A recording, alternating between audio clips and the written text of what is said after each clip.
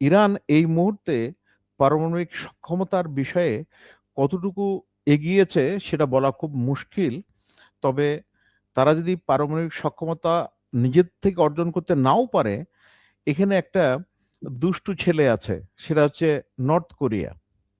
এবং এই নর্থ কোরিয়ার আপনার এই ইরানের যে আজকে যে মিসাইল সক্ষমতা, সেটার পিছনে তাদের একটা বিরাট ভূমিকা আছে নর্থ কোরিয়ার, এবং সেটা ৮০ দশকের মাঝামাঝির থেকে। আর গত ২০ বছরের অধিক সময়ে এই ইসরায়েল সরি ইরান চেষ্টা করছে আত্মরক্ষার জন্য তাদের কি কি ব্যবস্থা নেওয়ার দরকার। কারণ যে সময়ে এক পাশে আফগানিস্তান, যেটা ইরানের সীমান্ত আছে, আর এক পাশে ইরাক, যেখানে আমেরিকান সৈন্য আছে। সো এই দুই দিক থেকে যদি আক্রমণ করে, তারা নিজেদেরকে কিভাবে রক্ষা করবে, সেই জন্যে এদের এই ওয়ার প্রিপারেশনটা তখন থেকেই শুরু। এই জন্যে আজকে দেখেন যে সমস্ত ইয়েগুলো, এই মানে ইরানের আহ, বেশিরভাগ সরঞ্জামাদি ওই ইয়ের মধ্যে আছে, আহ, বিভিন্ন টানেলের মধ্যে আছে, পাহাড়ের নিচে। এবং যেখানে এত নিচে যে আমেরিকার সে যে আপনার জিবিইউ, ওটা বাংকার সবচেয়ে বাস্টার বড় বম। বাঙ্কার বাস্টার বম, সেটা দিয়েও পৌঁছাতে পারে না। কারণ ওটা হচ্ছে সর্বোচ্চ বোধহয় ২০০ ফিট মতো যেতে পারে, কিন্তু এগুলো হচ্ছে তার অনেক নিচে আছে। সেই জন্যে ইরানের যে ওরা মুখে দাবি করছে যে সবকিছু ধ্বংস করে ফেলেছে। এবং এই জায়গায় আমি সবাইকে একটু অনুরোধ করব বিবেচনা করার জন্য। আমেরিকানদের, বিশেষ করে ট্রাম্প সাহেবের এই যে বাগম্বর কথাবার্তা বলার একটা দারুণ প্রবণতা আছে। উনি শোম্যান, এগুলো কথা বলে উনি খুব আনন্দ পান।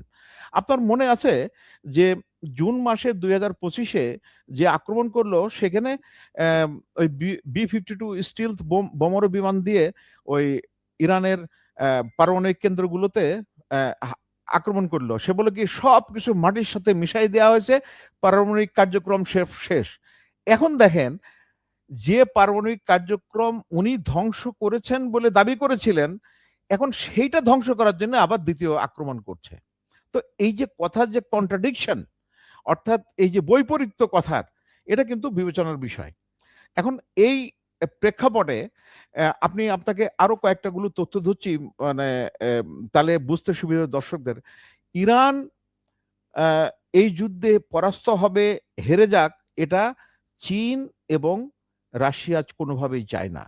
কারণ যদি যে যে জায়গায় আহ, ইরান যদি হেরে যায়, তাহলে ইরানের সীমান্ত হচ্ছে রাশিয়ার সাথে। সুতরাং নেক্সট টার্গেট হচ্ছে রাশিয়াকে, ইরানের ভূমি ব্যবহার করে রাশিয়ার প্রতি আক্রমণ করা তাদের অনেক সহজ হবে।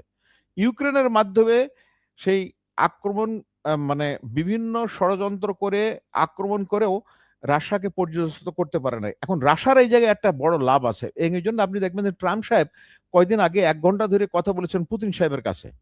তো পুতিন সাহেব তো মাস্টার প্লেয়ার। উনি ওই হকচকিয়ে, মানে হঠাৎ করে কোনো সিদ্ধান্ত নেয় না, তার অনেক ক্যালকুলেশন থাকে। এবং রাসায়নিক স্ট্র্যাটেজিটা হচ্ছে যে ঠিক আছে, ওটা আক্রমণ করছে, তৎক্ষণাৎ কিছু ব্যবস্থা, মধ্যমেয়াদে কিছু ব্যবস্থা, এবং দীর্ঘমেয়াদী ব্যবস্থা, এই তিনটাই অনুসরণ করার চেষ্টা করে। আপনি রাশিয়ার যে ইউক্রেন আক্রমণ, সেটা থেকে ওটা তার একটা নমুনা পাবেন। তার আগে দ্বিতীয় বিশ্বযুদ্ধের সময় ওই ইউক্রেনের উপর দিয়েই রাশিয়াকে আক্রমণ করেছিল, এবং এবং সেখানে জার্মান সৈন্যরা এমনভাবে পর্যদস্ত হয় যে আহ, দ্বিতীয় মহাযুদ্ধে জার্মানির পতন ওখান থেকেই শুরু। এখন এইগুলোকে সামনে রাখার নিয়ে এসে এই যে চীন যেটা আছে, চীন তাদেরকে সবচেয়ে বড় সহায়তা করছে হচ্ছে এই বেডু সিস্টেম দিয়ে, যেটা আমি আগেই বলেছিলাম। মানে এর আগে ২০২৫-এ যে আক্রমণ হলো, তখন এই জিপিএস সিস্টেম ব্যবহার করতো, নেভিগেশন সিস্টেম, ইরান। দেখা গেল তাদের গোলাগুলো, মিসাইলগুলো ঠিক জায়গা মতো পড়ছে না, একটু ডানে বায়ে চলে যাচ্ছে। আর এবার হচ্ছে খুবই সুনির্দিষ্টভাবে একটা লক্ষ্যবস্তুকে আঘাত হানছে। এবং এটা এই বাইডু 3 সিস্টেমটা ব্যবহার করছে।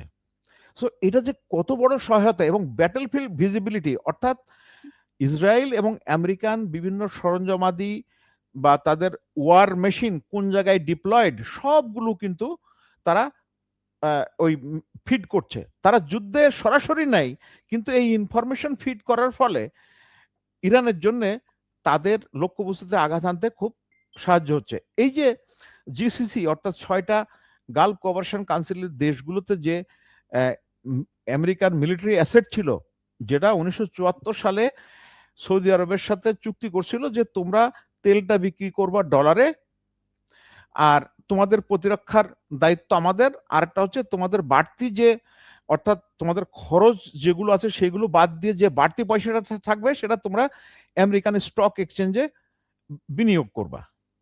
এই ছিল চুক্তি। এখন 50 বছর শেষ হয়ে গেছে, তো এখন চুক্তিটা আর কেউ রিনিউ করে নাই।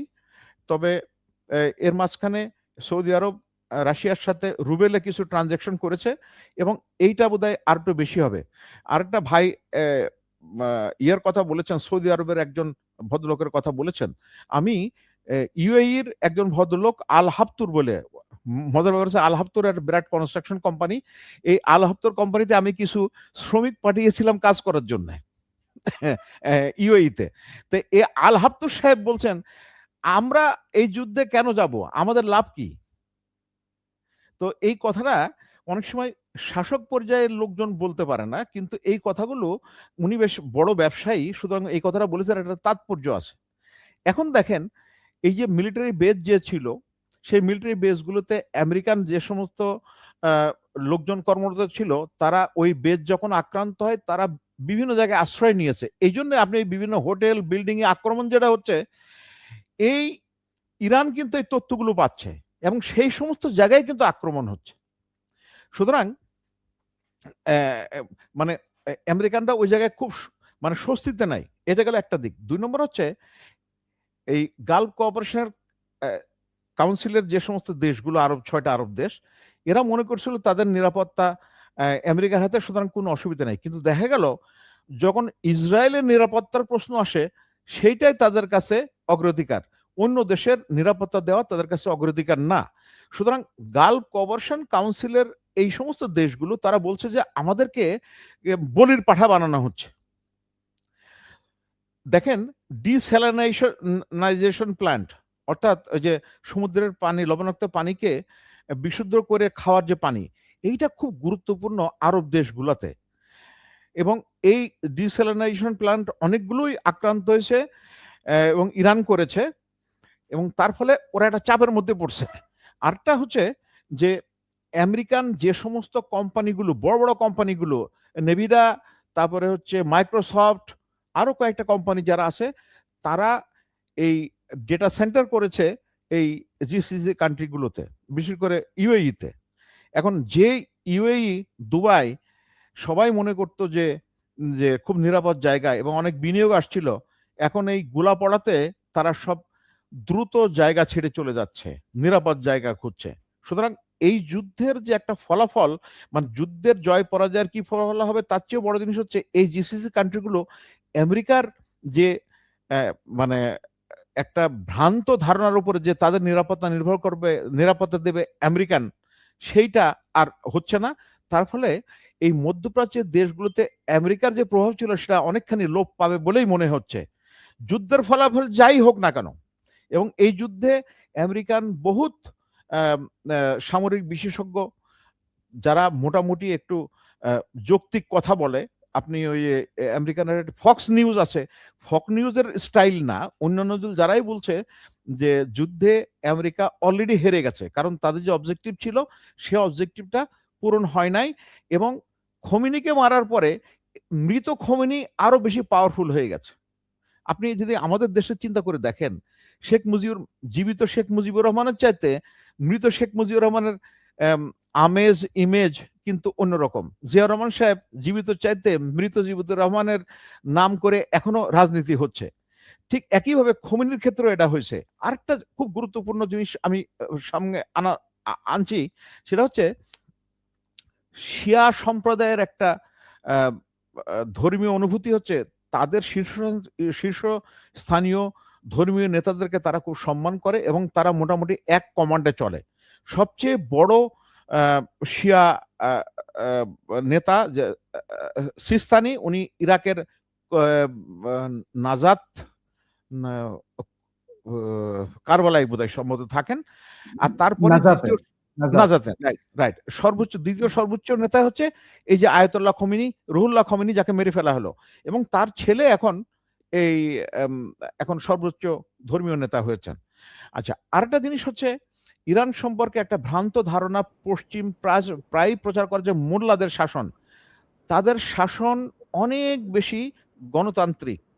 তারা এই ধর্মীয় শীর্ষ নেতা, উনি ইচ্ছা করলেই সবকিছু করতে পারেন না। তার একটা কনসালটেটিভ কাউন্সিল আছে, 88 জন যেটা সদস্য, এবং তারা এই যে কোনো বিষয়ে তারা অনেক বেশি তর্ক বিতর্ক করে একটা সিদ্ধান্ত আসে।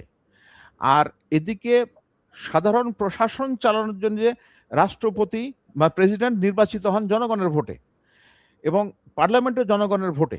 শুধুমাত্র তারা যেটা করেন, যারা নির্বাচনে দাঁড়াবেন, নাহলে তো আমাদের বদি সাহেবের মতো লোকও তাহলে নেতা হয়ে, মানে প্রেসিডেন্ট হয়ে যেতে পারেন। ওই যে কক্সবাজারের বদি সাহেব, ইয়াবা বদি সাহেব, দেখেন কি অবস্থা। তো ওনারা এই ধরনের ঘটনাগুলো যেটা করে, যে এই ধরনের যাদের দাগ আছে বা কলঙ্ক আছে, তাদেরকে ফিল্টারিং করে এই নির্বাচনে আসতে দেন না। তো সার্বিকভাবে ইরানের যে শাসন ব্যবস্থাটা বাইরে থেকে বা যেভাবে প্রচার হয় পশ্চিমা গণমাধ্যম বিশেষ করে, এবং এই পশ্চিমা গণমাধ্যম ইরানের পিছনে লাগার একটা বড় কারণ হচ্ছে যে সেই 1979 সালে ইসলামিক বিপ্লবের পরে, আর বিপ্লবের আগে 1953 সালে যে মোসাদ্দেক সাহেব নির্বাচিত প্রধানমন্ত্রী, তাকে খুন করে তাকে হত্যা করা হয়, মানে এই অ্যাংলো আমেরিকান যে এক্সিস করে তেলের দখল নেওয়াটা, দখল নিয়েছিল 79 সালে, তারা বিতাড়িত হয়, এবং আমেরিকান এম্বাসির যে সমস্ত লোকজন ছিল তাদেরকে বন্দি করে রাখেছে। তাদের উদ্ধার করার জন্য কাটার সাহেব স্পেশাল মিশন করেছিলেন, কিন্তু লাভ হয় নাই। এখন মনে রাখতে হবে যে এই যে আমেরিকা চেষ্টা করছে স্পেশাল ফোর্স ইরানে পাঠানোর জন্য, তাদের ঠিক একই ধরনের পরিণতি হয়তো হতে পারে। আরেকটা কথা, আরেকটা একটু একটু ছোট্ট একটা কথা আমি যোগ করতে যাচ্ছি, সেটা দেখেন, আক্রমণের ক্ষেত্রে যেটা হচ্ছে যে 1:3, অর্থাৎ আপনার শত্রু যদি 100 থাকে, তাহলে আমাকে নিয়ে যেতে হবে 300 লোক, 300 লোক, রাইট। এখন আপনি মোটামুটি ইসলামিক রিপাবলিকান গার্ড, তারপরে ইরানি আর্মি, প্লাস হচ্ছে মিলিশিয়া, এই সব মিলায়ে 1 মিলিয়ন। সো 1 মিলিয়ন লোকরে ডিফিট করার জন্য, হারানোর জন্য আপনাকে 30 মানে তাহলে 30 লাখ সৈন্য দরকার। আমেরিকার অতগুলো নাই। তাদের এই মুহূর্তে অ্যাক্টিভ মিলিটারি ফোর্স হচ্ছে, মানে আর্মি, সেটা হচ্ছে আপনার 4 লাখের একটু বেশি। কাজে ওটা সম্ভব হচ্ছে না। আবার আরেকটা জিনিস, আমেরিকার মতো দেশ, তারা সব রিসোর্স আপনার মানে সামরিক সরঞ্জাম ওই জায়গায় নিয়ে গেলে, ওই যে প্যাসিফিকে তাদের যেটা আছে সেটা কিন্তু খালি হয়ে গেল, এবং এদিকে চায়না তাহলে বগল বাজানো শুরু করবে। ইতিমধ্যেই এই যে সমস্ত বিমান প্রতিরক্ষার যে সরঞ্জামাদি, তাদের গোলা শর্ট পড়ে গেছে, কারণ একটা ড্রোন যেটা বানাতে লাগে হচ্ছে 20,000 থেকে 50,000 দাম, সেই ড্রোনগুলো ভূপাতিত করার জন্য কোনো কোনো ক্ষেত্রে 10 থেকে মানে 11টা পর্যন্ত মিসাইল মারা হয়েছে তাকে ডাউন করার জন্য, বিমান প্রতিরক্ষার অংশ হিসাবে। তার মানে একটা 50,000 টাকা আমি ধরি, সেখানে যদি 11টা মিসাইল হয়, তাহলে $1 মিলিয়ন, আমি $1 মিলিয়ন করে যদি আমি একটা মিসাইলের দাম ধরি, তাহলে $1 মিলিয়ন, $10 লাখ। সো এই যে ডিসপ্রপোর্শনেট ক্ষতি হচ্ছে, মানে এটা আমেরিকা বা ইসরায়েলের পক্ষে এই সামর্থ্য নাই। তাছাড়াও আমেরিকা ইসরায়েলের জন্য যে পরিমাণ তাদের স্টক থেকে দিয়েছে, এবং এদিকে ইউক্রেনকে দিয়েছে, দিয়ে নিজের স্টকের সমস্যায় ভুগছে। সুতরাং আমেরিকার এখন যে অবস্থা, সামরিক শক্তিতে তারা যে অবস্থায় হিসাব করেছিল, এখন দেখা গেলে বাস্তবে তার অবস্থা অন্যরকম। ধন্যবাদ আমাকে